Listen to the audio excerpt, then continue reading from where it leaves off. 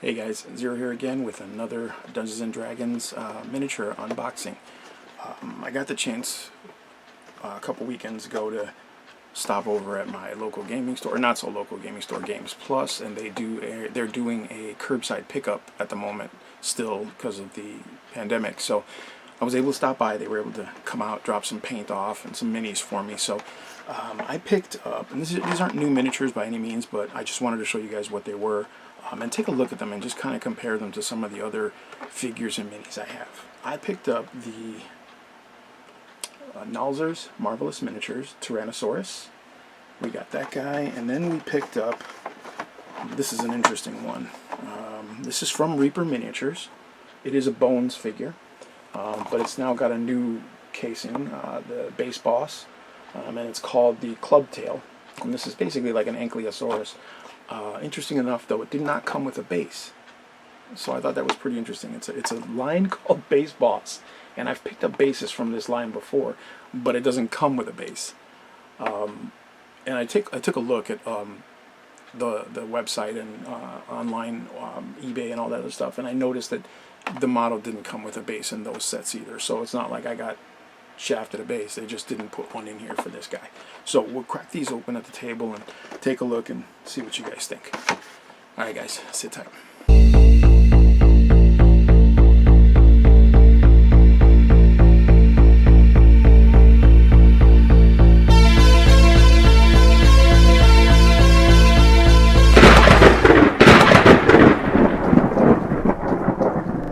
Alright everyone, let's take a quick look at these miniatures here. Bigatures actually, because they're pretty darn big. Well, we'll get a quick look at them, and then I'll get them on the Spinaroonie, and you guys can take a look at them on that too. Alright, so let's take a look at the Tyrannosaurus first. And again, I know these are not new miniatures. They've been around for a while, but I just finally spit the bullet and picked them up because I wanted to paint this one. And I do already have some dinosaur figures that I've gotten from like Michael's, and we've talked about those before. But I wanted to get the Nalzer's version painted up. See if I could do a good job painting it up. Alright, here he is. The T-Rex, Tyrannosaurus Rex. He's pretty big. The tail is a separate piece, and it goes on. You just kind of force it on there. What I'm gonna have to do, because this isn't going all the way on, I'm gonna have to trim this down, get this on there, and fill it up with the green stuff, because that's pretty bad. That's a pretty bad space there. And he's on a little stone thing, just like all the other big models, or like dragons and stuff. They're on like stone bases and stuff like that. He also comes with a huge base, you know, typical Wizards of the Coast base, which is really cool. I like them. I know some people don't like them, but I actually like these bases. It really defines the area of the model. There he is. Look at those teeth. What does Mama say? Mama say he ornery because he got all them teeth and no toothbrush. And he wouldn't even be able to reach his toothbrush with his mouth because he got little baby hands. And I don't recall Tyrannosaurus as having spiky tails. But it's a D&D thing, so we'll let it be. It's fantasy. I'm not going to look too much into it because, you know, fantasy. And I'll show you real quick. That's Jason with the T-Rex. And I'll do a side profile here of the T-Rex and Jason. It's about right. Yeah, it's about right. The head on the Tyrannosaurus was about 5 feet long. So Jason's about 6, 7 feet tall. But that's part of his neck there. So looks like he'd fit in there. Nom nom nom nom nom nom nom. But it's Jason, so he'll get back out. No T-Rex gonna stop Jason. But there you go. And we'll get another look at him on the Spinaroonie once we're done with opening up the curved tail, club tail. Alright, here we have the Reaper Bones repackaged base boss club tail.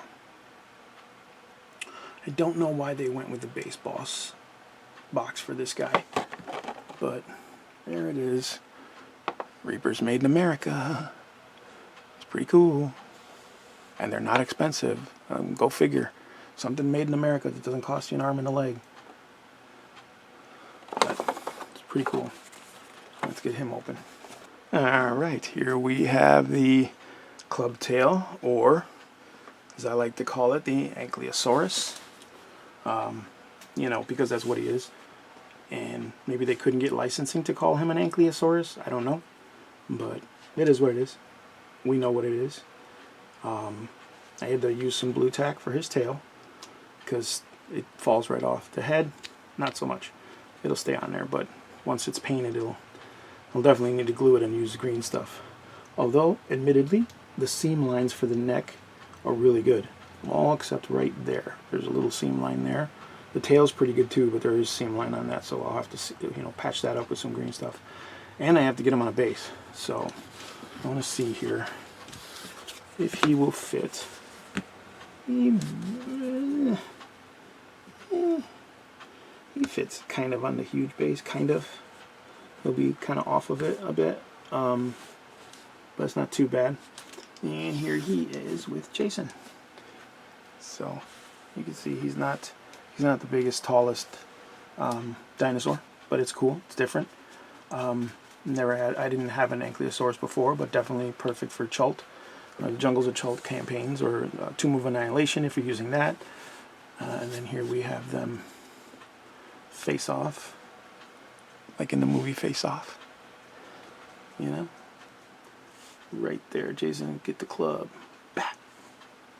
And he can't eat Jason whole, because he doesn't have a big enough mouth, and he's a herbivore, not a carnivore, so he's not going to kill you to eat you. He's going to kill you because he's defending himself, or nest, or something like that. Or maybe he's crazy. Maybe he's under some kind of spell and he's going to fight anyway. But Jason's evil, so he's going to kill Jason anyway. But here we have, let's take a quick look at him next to the T-Rex.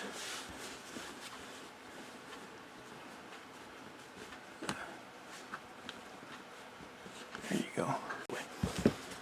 There you go. Some pretty cool dinosaurs. I intend to pick up the raptors that were just released not too long ago from Nalzers. I have raptor models from Tamiya that work pretty good as Utah raptors because they're pretty big, but I wanted some smaller little guys, little raptors for the campaign. You know, that's why he needs a base. You see that? That's why he needs a base. He's real easy to knock over. Not good, dude. Go home, T-Rex, you're drunk. But yeah, I'm going to pick up the raptors. And we'll go from there. I was going to pick up the Triceratops, but I already have a really nice Triceratops figure, and I don't need two of them. So, well, maybe not yet. At least I don't know it, you know. But there you go. We'll get them on the Spinaroonie, and then you guys can see them with maybe some other miniatures and stuff like that. All right, guys. Sit tight.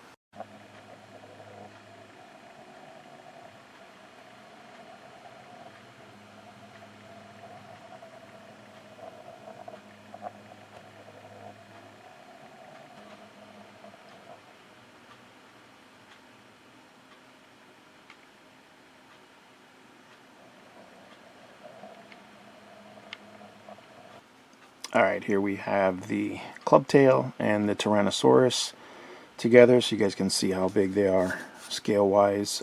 They're on the same size base, pretty much. This one I had to dig out of the base bin. But there you go. There they go. And I'll give you guys a view of it with a couple other minis. Alright, here we are with the both of them next to a standard medium-sized human. One of our old D&D characters from one of the last campaigns I ran. Alright, here's the T-Rex, the new T-Rex from Nalzers, next to the old Wizards of the Coast fiendish Tyrannosaurus Rex. So you can see he's actually all out of proportion. His head is huge, tail's huge, arms are huge, but he's short and stubby. And he's got a little spiky back. Alright, here he is next to a fire giant that I got from Reaper Bones, painted courtesy of Hate from Save or Die. And here he is alongside a Triceratops I picked up from Michael's years and years and years ago that I finally just decided to put on a base, and I'm going to repaint for the set. And here again you have the club tail next to a standard human. And then we will add the fire giant painted by Hate. You can see there the difference. And so he's big, but not that big. And if you look at him compared to the human, it's actually, if you look up an Ankylosaurus, it's almost to scale. I believe this is a little stubbier, like lengthwise, but I believe it's the height of an Ankylosaurus. And here he is next to my favorite herbivore, the Stegosaurus. And again, the Stegosaurus is from Michael's. I picked him up a long time ago, and I felt like it was just something worth keeping. It's my favorite dinosaur too, by the way. But you can see also, again, with the human, is about right, scale-wise. So they're so close in scale that I think it'll be fine using them for my Dungeons and Dragons games, specifically the Jungles of Chult adventure that I'm going to run the players through. So there you go, guys. So all in all, the size of the models are pretty good. The scale is pretty good, especially for miniatures. As I said, I need to do some work on the tails here. I added some green stuff. I still got to do more. And I did the same thing with this guy here. He's going to need a lot of work on his tail and some sanding and stuff. But once they're done, I think they're going to be pretty fun to paint. I'm going to use, I think I'm going to try using some contrast paints on these guys and see how it works out. But there you go, guys. Nalzer's Marvelous Miniatures, the Tyrannosaurus Rex, and the Reaper Bones Base Boss Club Tail. Pretty cool. I think they were definitely worth the money. It's going to be fun things to paint, kind of taking me away from some of the other stuff I'm painting right now. But there you go. If you guys are interested in checking out some more D&D content or role-playing tabletop content, please check us out on the Tabletop Dungeoneers Discord server. I'll put the little guy right there. And tell him Zero sent you. Alright guys, as always, thank you for watching.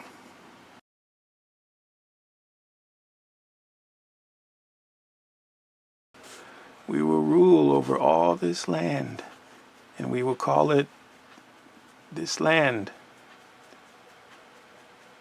I think we should call it your grave. Curse your sudden but inevitable betrayal. Arr.